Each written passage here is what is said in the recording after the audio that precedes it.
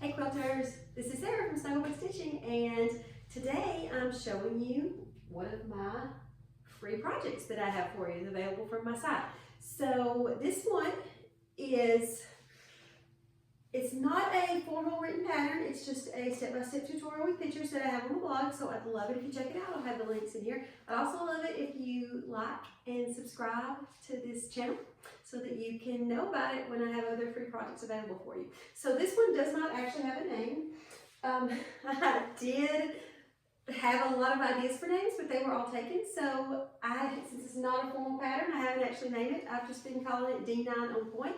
It's a disappearing 9 patch turned on point. So it's not going to be turned on point the way you would normally think of turning stuff on point. So I'd like it if you just check out that tutorial and see a little bit about this quilt. This quilt is made, the top is all layer cake squares.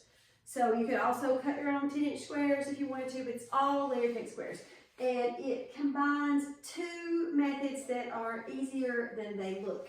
So let's just have a look at this quilt. To look at it, it looks like there's a lot more lower volume fabrics compared to the high volume fabrics, but there's actually more high volume squares in there that you use than there are low volume. So I think that's kind of cool that even though it looks like there's a lot more lighter fabrics, you actually use more high volume squares. Then of course you've got medium squares that you can use if your layer cake doesn't have enough high volume squares.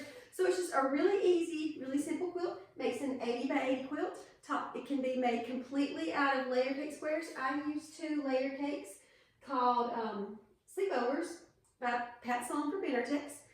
So the link to get this free tutorial, to my blog post for this free tutorial, will be in the description, and I'd love it if you check it out.